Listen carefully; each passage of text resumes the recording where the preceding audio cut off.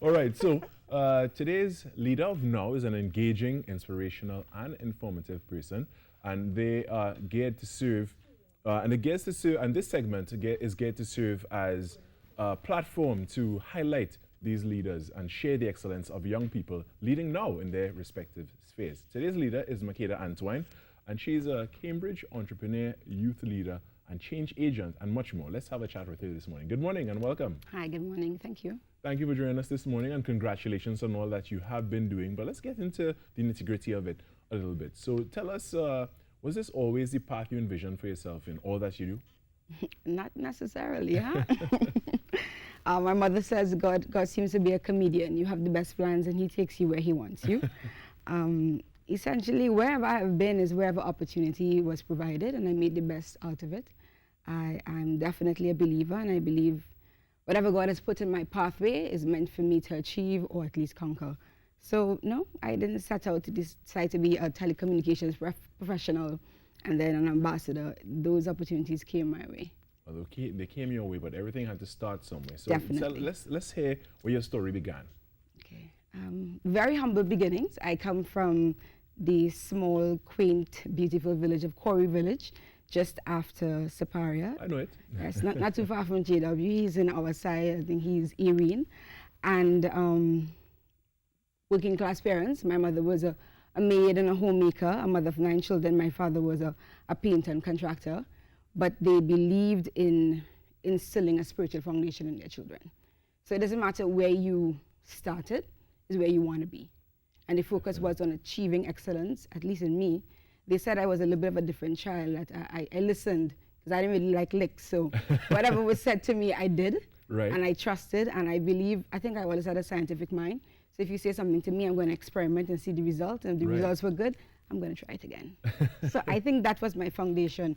Having a very close family as well, I guess they saw things in me, and my church played a very instrumental role as well. They saw my giftedness from very young and allowed opportunities and allowed me to grow and allowed me to speak and allowed me to be and allowed me to lead from very young. 12, 13, I was like one of our youth leaders in our district and our region. Wow. So I think I've been doing this for a very long while. Very long time. And, you know, what I'm taking from this as well, it really took the village to raise the child. Absolutely. And the input of Absolutely. everyone. So let's go a little bit more. So in the nine children, where are you in the I'm number 7, huh? Number God's 7. special number. Uh-huh. Yeah. So you would have learned from the older ones and know Absolutely. what to do not to get licks. Yes, Right? and I have learned what have worked too, because my Right. sisters before, they did very well in CXC, 7 and 5 O levels at that time. And education was expensive. There was no gate. I just look a little bit younger than I am. There is no gate at my time. There was no funding for education, even if you were bright. And I saw them do well academically, and I saw them lift themselves out of poverty. Right. And I saw my father encourage that. And I said, well, if they did that, I'm going to do that as well. And I followed in their path. A lot of them were trailblazers. Even my sisters who have lived in the US, they have opened my eyes to what is possible. And that even if I'm a little village girl, I can do anything through Christ. If that dream is in my heart and in my belief, I can make it happen with God. Now, you've had such a long road, and the road still continues, but along the way you must have faced challenges. What are some of the challenges or the main challenges that you had faced, until this point? I think the main challenge has been the negativity, because sometimes when you're fighting to get a space, people may not always believe in you, and you have to be very careful to monitor who are around you. So sometimes you let that negative voices overpower the positive ones, and there were positive influences, many of them. But sometimes you let your friends and your neighborhood, and sometimes you let your poverty or your lack of resources kind of stump you, because you think, well, this is not for me, I'm not going to make it. Right. But I believe you have to know who you are, know who your God is. Because in Trinidad, we have our issues with nepotism, right? And I remember finishing CXC with 10 O-levels, and friends who had 3 and 4 O-levels were working pressure trade, and I was Right. like, home. And I'm like, God, how does this make sense? And I remember saying one time to a friend, I say, you know what, I don't know anybody, but I know God. And one opportunity just led to another one, and and whenever I got an opportunity, doesn't matter, because my first job, I was paid $200 a week, 800 TT a month, and I felt I was a millionaire. Because to me, I had money. I could travel to go youth meeting, I could do stuff with my little brothers and sisters. So I think it's important, whatever negative forces are around you, that you find a way to find that strength within And for me, God and family has been truly, truly important. Were there any major obstacles, physical obstacles, even social obstacles that, you know, had really stood in your way on your path? Money, money to pursue education, money to, choices were made out of your current situation. So whether it is, do I go to university? How am I going to pay for university? Is my focus going to be a job right now? I think money was the biggest challenge. How did you overcome that? My father used to say, where there's a will, there's a way. And have a plan. Have a plan. When I started my degree, I did it part-time. I worked full-time. I did it part-time. By the time I saved and I said, Daddy, I'm going to try transfer to another university, I felt my chances were better there. And have a plan and believe in yourself. When nobody does, believe in yourself. I think that is important. And what would you say is one of the major lessons that you've learned so far? Despise not small beginnings. It's not where you start, it's where you want to be. And literally, you can be and do anything in this life. You must believe it. And I think another thing that's important for me is understanding that when you were born, God had a plan for you. You may not even know the plan. Life might be figuring out what is that plan. But any opportunities that you get, be grateful, because it didn't have to come your way. And when you do get it, do it so well that they must remember you after. I love that. I love that, definitely. What are some of the things that you've achieved that you're really proud of? My charity, I started 2013. I have been in the telecommunications field for at least 15, 16 years. I have traveled to at least 60 countries, very, very pleased and humbled by that. I would make a joke and said, I grew up bringing water in my box cart and tying out my goat, never imagined that God will take me where he has. And signed some of them really huge deals with some of the largest operators, mobile operators in the region and in the Middle East.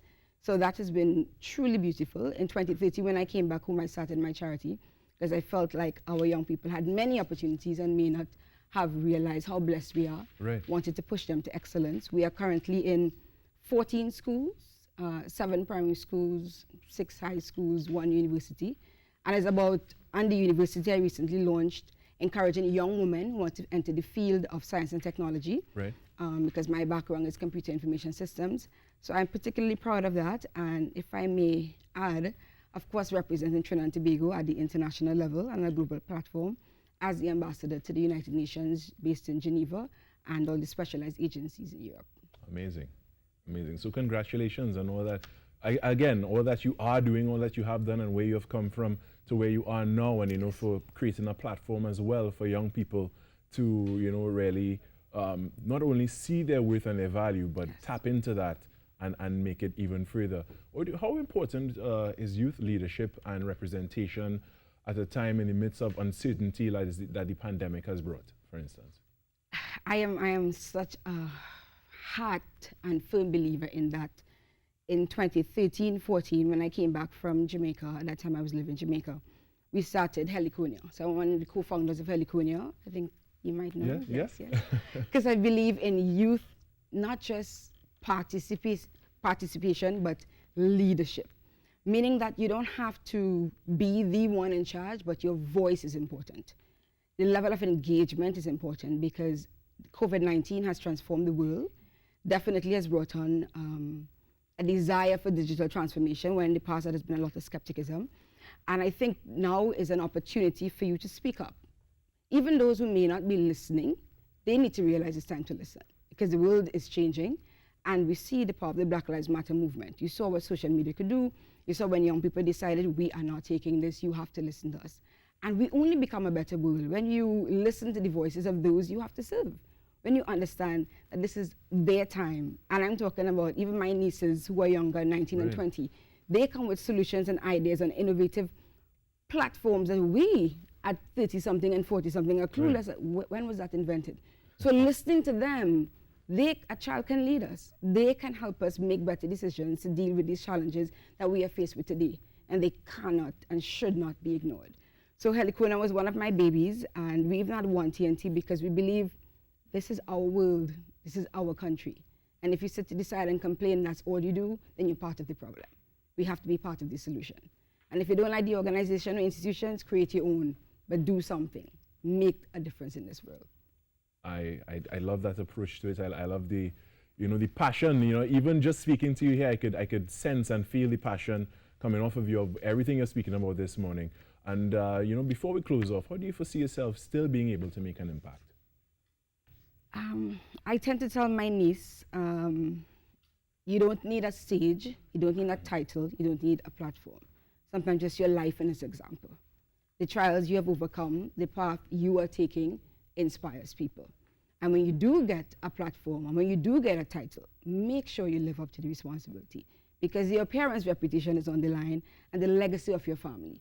So I strongly believe that sometimes we wait for this big grand opportunity to come our way when we can start where we are and make a difference. Whether it is in your school, in your church, in your community, in the orphanage, wherever you are, literally you can light a light and shine a light and change a life.